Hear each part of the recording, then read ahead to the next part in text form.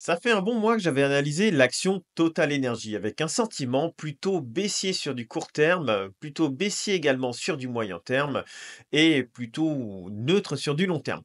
Alors, on arrive sur un seuil clé aujourd'hui, enfin aujourd'hui sur du format moyen terme, donc ces dernières semaines. Et ça, je voudrais le partager avec toi pour voir un petit peu les risques qu'il y a sur cette action ou pas. Est-ce que c'est une opportunité à prendre tout de suite ou est-ce qu'il vaut mieux attendre? On va étudier l'action Total Énergie en plusieurs points, comme la dernière fois, en journalier, en hebdomadaire et en mensuel. Donc, ce qui s'est passé ma dernière vidéo, je vous ai mis le petit point ici. J'étais baissier sur le titre suite à la cassure des 58 euros qui étaient là. Je vais les retracer. Alors, c'est environ, c'est pas au centime près. Voilà. Où on avait cassé ces zones-là, où on avait rebondi déjà plusieurs fois dessus. Ensuite, on avait rebondi ici et on avait rebondi ici et ensuite on avait cassé. Vous voyez, on a essayé de réintégrer, mais ça n'a pas fonctionné. Et là, on a tapé et ça n'a pas fonctionné non plus. Et on est redescendu, allez voir, un peu plus bas. Donc, mon avis pour le moment sur du court terme, eh bien, c'est que ben, c'est plutôt vendeur. Le CAC 40 a repris lui 5% à peu près depuis fin novembre, là, depuis le 27 novembre. 5 et là, total, vous voyez, on est en 1 quoi. Donc c'est-à-dire que cette action-là n'a même pas profité, vous voyez, de l'effet rebond qu'il y a eu, sur le CAC 40 sur cette fin d'année. Donc pour moi, c'est pas, hyper rassurant. On est toujours, dans ce petit coin là, on est coincé ici et vous allez voir, pourquoi je le mets comme ça, sur du format journalier. Parce qu'on va voir qu'en format hebdomadaire, donc sur du plutôt moyen terme, eh bien, ça va avoir toute sa pertinence. Alors pour le moment, sur du journal, vous voyez, le RSI, il est toujours vendeur, hein. On est toujours baissier sur le RSI, en dessous de la zone de neutralité. On rebondit pas, quoi. Il y a rien eu, pour le moment. Au niveau de la MACD, bah, c'est pareil, on est quand même à -1,20 là, quand même en dessous du zéro. Donc pour le moment, vendeur, il y a pas grand chose à faire dessus, hein, il faudrait que ça se stabilise ici pour ensuite essayer de repartir. Mais globalement, il y a pas de signal pour le moment acheteur sur Total Energy, que ce soit en court terme. Sur du moyen terme, ben là, vous voyez, là, on est sur la zone de la moyenne mobile 200 périodes. C'est là que c'est intéressant, parce que, là, je vous avais fait la vidéo aux environs ici, là, en disant que si on cassait, c'était pas très propre et puis qu'on pouvait aller éventuellement chercher plus bas. Là, on y est. Vous voyez, on est sur la moyenne mobile 200 périodes, donc 200 semaines. Sur ces niveaux-là des 53-54 €. Donc globalement, ici, c'est vraiment, la ZAD, c'est le Notre-Dame-des-Landes des investisseurs sur cette fin d'année. Il faut absolument tenir cette zone, sinon il y a des chances qu'on aille voir beaucoup plus bas et ce sera peut-être pas terrible, terrible. Si ça casse ici, après, bien malin, saura le point où on va aller voir.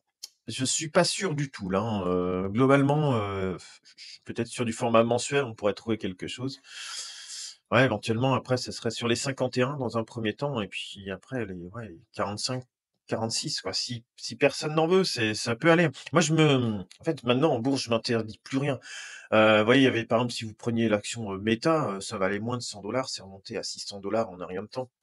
Pendant un moment, personne n'en veut et puis après tout le monde en veut. Vous voyez, il y a un peu ce côté, de panique et d'euphorie.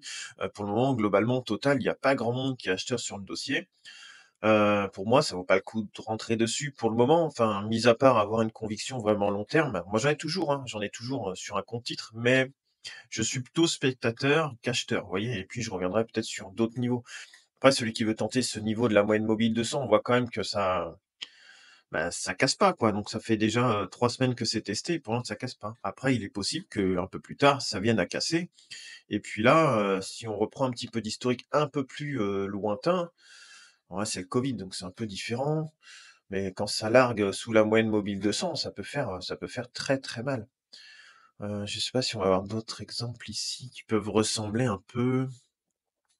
Bah, là, on en a un bout, là. On tentait, vous voyez ici, on va sur la moyenne mobile 200 et puis quand ça casse, donc là ça a réintégré donc c'était bon, mais des fois ça casse là et puis, quand vous êtes sur la moyenne mobile 200 derrière, c'est un moins 36. Donc vous voyez ça c'est en 2008 donc c'est pareil, c'est la crise de 2008 donc c'est encore des choses qui sont assez impactantes et là, par exemple sur celui-ci, on avait cassé la moyenne mobile 200 et on était venu, c'était un -20. Donc si on extrapole un peu, nous, si on casse la moyenne mobile 200 et qu'on va chercher un -20 sur les niveaux actuels, ça nous emmène, vers les 43 à peu près. Vers les 43. Alors est-ce que ça correspond 43 sur une zone éventuellement de long terme? Bah oui, 45. Donc si jamais, là on serait pas loin. Si jamais ça casse là, au niveau de cette moyenne mobile 200, que les nouvelles sont mauvaises et ça, c'est possible en France, hein, parce que c'est franchement pas top. Après, Total fait la plus grosse partie de son chiffre d'affaires hors France, hein, bien sûr, à l'étranger. Mais globalement, on pourrait venir sans problème chercher, vous voyez, un -15, que ça m'étonnerait pas. Je veux dire, ça s'est déjà produit, voilà, on peut pas se l'interdire, auquel cas, peut-être que là, si ça se stabilise et que ça repart, ça peut être quand même quelque chose de pas mal. Après, sur un format, comme on voit là ici en mensuel, globalement, là, ici, on a un premier signal vendeur parce que le RSI vient de franchir la zone de neutralité à la baisse.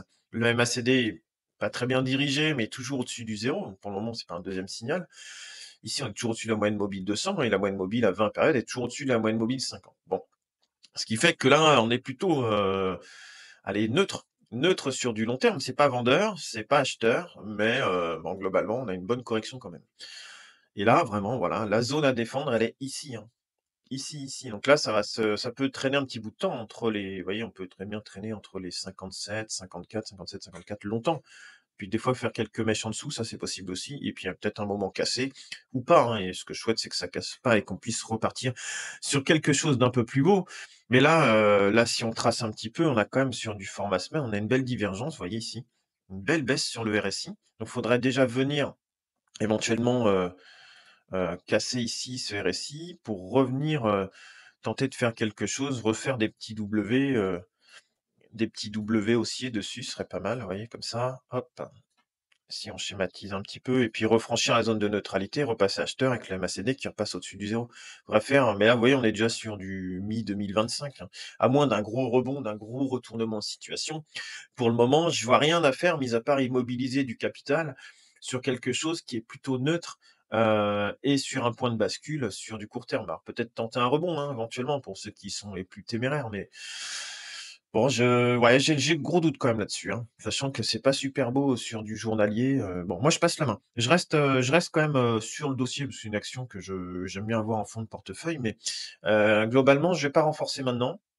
Et je vais pas renforcer maintenant, je vais attendre que quelque chose se dessine. Après, je peux très bien rentrer en mars, avril, mai, que je raterai rien. Si vous voulez, l'action, elle va pas faire, sauf vraiment une nouvelle, voilà, elle va pas vous faire, du plus 28%, ta totale va pas vous faire du 30% en un mois, quoi. Ça se voit pas sur cette action-là, elle est trop lourde, il y a trop de voilà, le pétrole est bas en ce moment, enfin, qui remonte, qui est quand même quelque chose qui soit vraiment impactant.